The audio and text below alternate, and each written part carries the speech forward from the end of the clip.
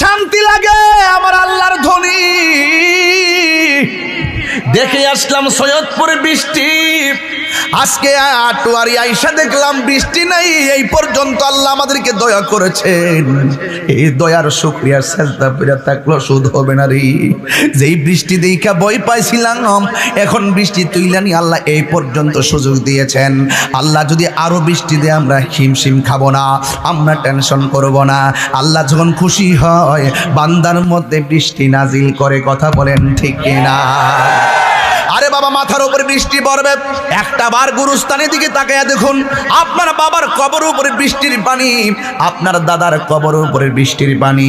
6টা বছর হয়ে গেল আমার বাবাকে কবরে নামাই দিয়ে এলাম, কত বৃষ্টির পানিতে কবর গলা গলা হয়ে যায়, হাঁটু পর্যন্ত পিপিলিকার গর্ত দিয়া পানি ঢোকে। আরে টিনের ঘরের সালের মধ্যে একটু ছিদ্র হলে বৃষ্টির পানি পড়লে ছিদ্রটা বন্ধ করে দেয়, গায়ে যেন পানি না পড়ে। অথচ কবরস্থানে কবরের ভিতরে পানি পড়তেছে, এই পানি পড়তেছে, পানি ঢুকতেছে, পানি ঢুকতেছে, এই পানি ঢুকতেছে। পানি ঢোকার কারণে শুকে কিনা দুঃখে আছে জানি না, একদিন তো আমরা এখানে পড়ে থাকবো, এই ঘরের মধ্যে আমরা পড়ে থাকবো। দুনিয়ার বন্ধু বান্ধব আজকে আছে কালকে নাই, দুনিয়ার বন্ধু বান্ধব সব ভাগ নেয়, কিন্তু মরণের কষ্টের ভাগ কেউ নিবে না, কথা বলেন ঠিক কিনা? আর কবরের কষ্টের ভাগ কেউ নিবে না গো, এই কষ্টের ভাগ কেউ নেয় না। আপন সন্তানরা পর্যন্ত খবর নেয় না, বাপটারে কবরে নামাই দিয়া 3 দিন পরে সম্পদ নিয়ে কারাকারি শুরু করে। এই জন্য আমার বন্ধুরে কি ভাষায় ওয়াজ বোঝাবো, এই কবর দেশে আমি তাহিরিতে একদিন চলে যাব। আজকে হয়তো পঞ্চগড়ে আসলাম, হাজার হাজার মানুষ, কাকতালীয় ভাবে নয়, কি কোনো রকম ভাবে প্রচার প্রসার বেশি নাই, হাজার হাজার মানুষ আপনারা চলে আসছেন। একদিন আমি চলে যাওয়ার পরে এই মাহফিলটা তো আজকে প্রায় 21তম মাহফিল, আমি দুনিয়া থেকে চলে গেলে 22তম মাহফিল বন্ধ থাকবে না, 23তম মাহফিল বন্ধ থাকবে না। কাহারও জন্য কোনো কাজ থেমে থাকে না, আপন গতিতে সব চলতেছে। আজকে এত সম্মান, এত ভালোবাসা, চলে গেলে দেখবেন কেউ আমার মোবাইল নাম্বার একটা ফোনও দিবে না, আইডির মধ্যে দুইকে একটা মেসেজও দিবে না।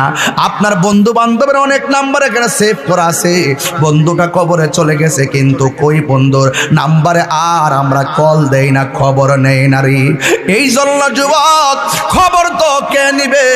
আমরা যদি মদিনাওয়ালার প্রেমে যদি নিজেকে কুরবান করতে পারি, আমার জীবন, আমার মরণ, আমার নামাজ, আমার কুরবানি আল্লাহর জন্য যদি নিবেদন করতে পারি, কেউ লাগবে না, আমার আল্লাহই আমাদের জন্য যথেষ্ট হয়ে যাবে।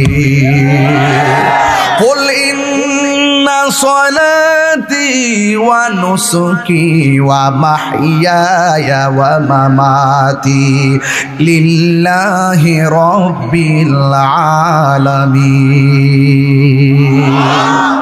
আমি যে কোরআন শরীফ পড়ি আপনারা কি কষ্ট পান? মানে ভালো লাগে?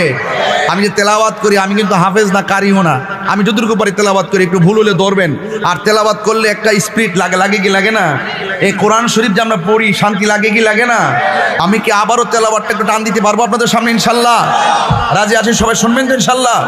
সবাই এমন করে উজাড় করে মালিকরা ডাক দিবেন যেন আল্লাহ পাক আমাদের গুনাহগুলো মাফ করে দেয়। আমিন কন। কুল ইন্না সলাতি ওয়া নুসুকি ওয়া মাহইয়ায়া ওয়া মামাতি লিল্লাহি রাব্বিল আলামিন।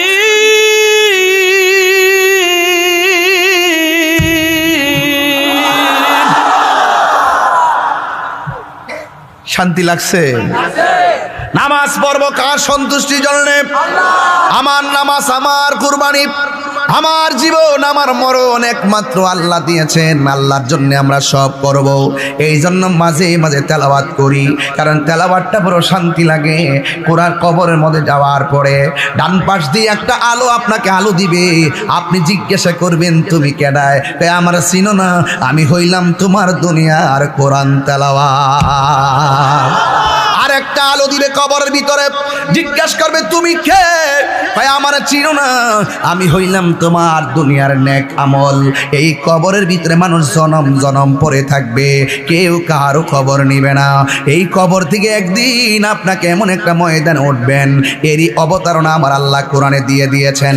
মিনহা খালাকনাকুম ওয়া ফিহা নুঈদুকুম ওয়া মিনহা নুখরিজুকুম তারাতান উখরা। এই কবর জনম জনম আপনাকে পড়ে থাকা লাগবে। সুখী হলে সুখী, দুঃখী হলে দুঃখী, কেউ কাহারও ভাগ নিবে না। সুখে থাকলে কেউ ভাগ নিবে না, কষ্টে থাকলেও কেউ ভাগ নিবে না রে। আল্লাহর হাবিব বলে, আমি যখন মেরাজের মধ্যে গিয়েছি, আমি দেখেছি সব চাইতে ভয়ঙ্কর আযাব হলো কবরের আযাব। গুরুস্থানের একটু মাটি বাইনা করে রাখে রে, এখনই তোর